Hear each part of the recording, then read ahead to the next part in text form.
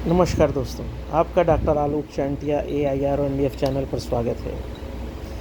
हमारे शरीर के उत्सर्जक अंगों में किडनी एक महत्वपूर्ण अंग है जो शरीर में ऐसे अनावश्यक तत्वों को जिनसे शरीर को कोई फ़ायदा नहीं है और हमारे एक मानक स्तर से ज़्यादा होने पर वह शरीर को नुकसान पहुंचा सकते हैं, उस स्थिति में वह यूरिन के माध्यम से बाहर निकाल दिए जाते हैं। लेकिन कभी-कभी बहुत बार आपने ऐसा देखा है कि जो ये यूरिन है इसका कलर मिल्क जैसा होता है। मिल्क यानी वाइट हो जाता है और इस वाइट यूरिन को जब आप किसी बर्तन में या शीशे के गिलास में रखेंगे तो बहुत आसानी से कोई देख के समझेगा कि सामने दूध रखा है, जबकि वह यूरिन है और यह इन्फेक्शन आपको वांचूरिया बैनक्रिप्टाई नामक बैक्टीरिया के कारण हुआ है। आइए जानते हैं कि यह इन्फेक्शन क्यों हो जाता है। हम आप सभी जानते हैं कि हमारे पूरे शरीर को चलाने के लिए रक्त के माध्यम से पोषक तत्व हृदय के द्वारा धमनियों के माध्यम से शरीर के हर अंग में भेजे जाते हैं, हर कोशिकाओं में भेजे जाते हैं। जब यह पोषक तत्व रक्त के माध्यम से शरीर के अंगों में भेजे जाते हैं, कोशिकाओं में भेजे जाते हैं, ऊतकों में भेजे जाते हैं, तो जब वह वहाँ पोषक तत्वों का काम ख़त्म कर लेते हैं तो उस रक्त को वापस लाने का काम शिरा करती है। लेकिन यह भी एक सामान्य सा तथ्य है कि धमनी द्वारा जितना रक्त पोषक तत्वों के साथ भेजा गया है वह पोषक तत्व वापस आने में शिराओं के द्वारा पूरा वापस नहीं लाया जाता है। अब जब पूरा वापस नहीं लाया जाता है तो इसका मतलब है कि कुछ रक्त शिराओं में ही छूट गया, शिराओं के द्वारा ऊतकों में कोशिकाओं में छूट जाता है। अब अगर इनको शरीर में वापस पूरा नहीं लाया गया तो जहाँ ये छूट जाते हैं वहाँ पर यह सूजन पैदा कर देते हैं, जिसे एडिमा कहते हैं। एडिमा की सबसे बड़ी पहचान ये है कि जहाँ पर भी शरीर में सूजन आ गई होगी, जब वहाँ आप दबाएंगे तो एक डिप्रेशन बन जाएगा, एक गड्ढे जैसा हो जाएगा। अगर यह गड्ढा प्रेस करने के बाद तुरंत समतल ना हो जाए तो आप समझ लीजिए आपको सूजन है, एडिमा है। अब इस एडिमा को न होने देने के लिए हमारे शरीर ने एक मैकेनिज़्म और डेवलप किया है जिसको आप लिम्फ सिस्टम कहते हैं।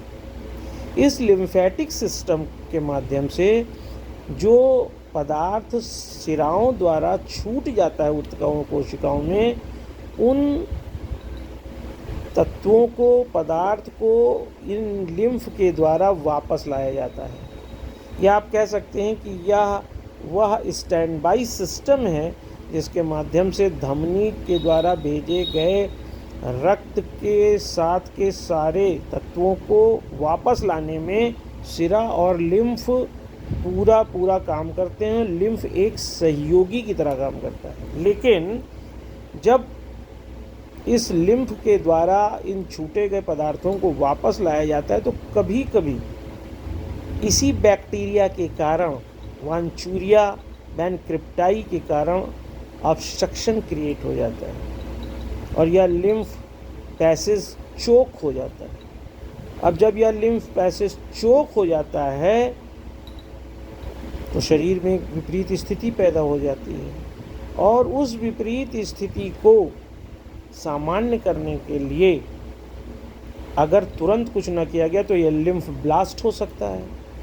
यह लिम्फेटिक सिस्टम ब्लास्ट ना हो और वांचूरिया बैनक्रिप्टाई बैक्टीरियल इन्फेक्शन से हमें निजात मिले, इसलिए शरीर का सिस्टम इस लिम्फेटिक ऑब्स्ट्रक्शन के कारण को किडनी के माध्यम से यूरिन से हमें बाहर निकालने लगता है, क्योंकि उसे लिम्फेटिक सिस्टम को मेंटेन रखना है। अब जो ये सफ़ेद कलर का आपको यूरिन होने लगा है, ये सफ़ेद कलर की यूरिन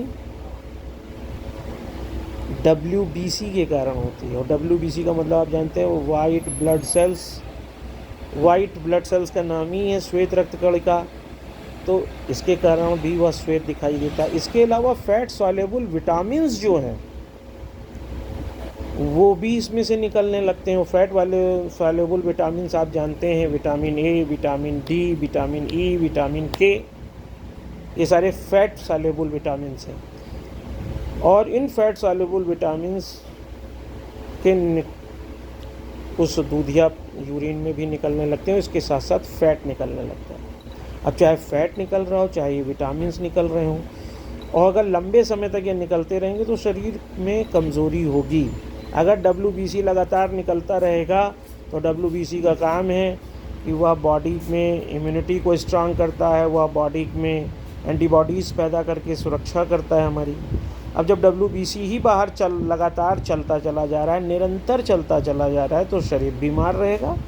अगर जो विटामिन हमें ज़रूरत हो, विटामिन शरीर में नहीं बनते हैं, हम हमेशा इसे आउट सोर्सेज से लेते हैं, हमें बाहर से लेना पड़ता है। अगर यह विटामिन हमको नहीं मिला तो चाहे वो विटामिन ए है, विटामिन बी आँखों के लिए कितना इम्पॉर्टेंट है, विटामिन डी, आप जो कुछ भी खाते हैं उन सभी के अवशोषण की क्षमता तभी आती है जब विटामिन डी हमारे शरीर में हो।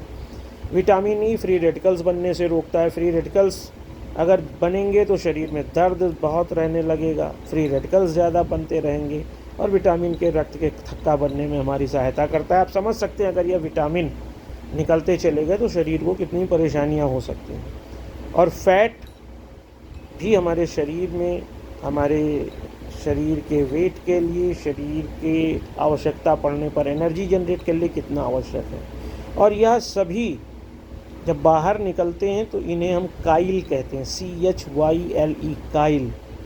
और काइल का मतलब क्या है कि WBC, fat soluble vitamins and fat, ये तीनों का जो समुच्चय ये काइल कहलाता है।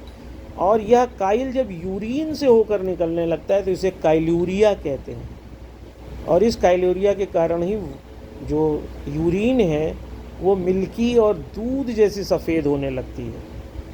इससे शरीर को कभी डायरेक्ट तो बहुत बड़ा नुकसान नहीं हो सकता है, और शरीर अपने मैकेनिज़्म से भी इसको सही कर लेता है, लेकिन एक लंबे समय तक चलने के कारण यह शरीर में कमज़ोरी, इम्यून सिस्टम में कई समस्याएं पैदा कर सकता है।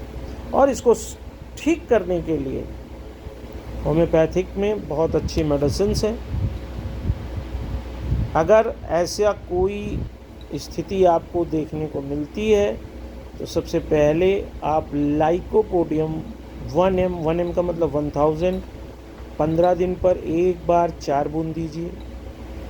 पहले दिन जब लाइकोपोडियम दीजिए तब दूसरे दिन आप फास्फोरस 200 दीजिए। फास्फोरस 200 हफ्ते में एक बार देना है। और इसके अलावा सीना 30 4 बूंद सुबह दोपहर शाम दीजिए। करीब 15 दिन देने पर ये जो काइलूरिया की प्रॉब्लम है और जो यूरिन से काइल निकल रहा है और जो दूधिया रंग वाली पेशाब होने लगी है, यूरिन डिस्चार्ज हो रही है, वो ख़त्म हो जाएगी और स्वस्थ हो जाएगी। चूँकि यह समस्या बच्चों में, प्रेगनेंसी के दौरान महिलाओं में, या कभी कभी उम्र बढ़ने पर एल्डरली पीपल में देखने को मिलती है। और सबसे बड़ी चीज़ ये है कि जो ये वेंचूरिया बैनक्रिप्टाई बैक्टीरियल इन्फेक्शन है, इसके कारण यह कभी भी हो सकती है। और इस बैक्टीरियल इन्फेक्शन को दूर करने के लिए जो मैंने आपको मेडिसिन्स बताई हैं, उसको लेने पर इन बैक्टीरियल इन्फेक्शन को ख़त्म किया जा सकता है। अगर आपको यह वीडियो सार्थक लगे या बातें समझ में आईं और ऐसा लगे कि इसे दूर तक जानना चाहिए, ताकि अगर इस समस्या से कोई पीड़ित है तो उसको सम्यक जानकारी मिल सके, तो आप अखिल भारतीय अधिकार संगठन के इस प्रयास को दूर तक ले जाएं, ताकि मैं आलोक चांटिया फिर किसी अच्छे विषय पर आपके साथ रहूं। काइलूरिया एक समस्या ज़रूर है, लेकिन बहुत बड़ी समस्या नहीं। लेकिन अक्सर पेशाब को दूधिया रंग में देखने पर आम तौर पे आदमी बहुत घबरा जाता है, लेकिन घबराने की ज़रूरत नहीं है। आप किसी प्रशिक्षित होम्योपैथिक डॉक्टर को दिखाकर इलाज करा सकते हैं। आमतौर पे आज के दौर में पैथोलॉजी और डॉक्टर्स का मकड़ जाल इतना फैल गया है कि कुछ ना होते हुए इस बीमारी में आपके बहुत लंबे चौड़े पैसे को खर्च कराया जा सकता है। हमारा देश स्वस्थ रहे।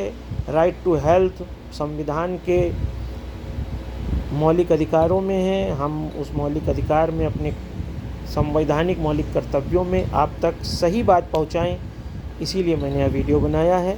आप भी इस वीडियो को दूर तक ले जाएं ताकि आप भी अपने कर्तव्यों का पालन कर सकें। नमस्कार।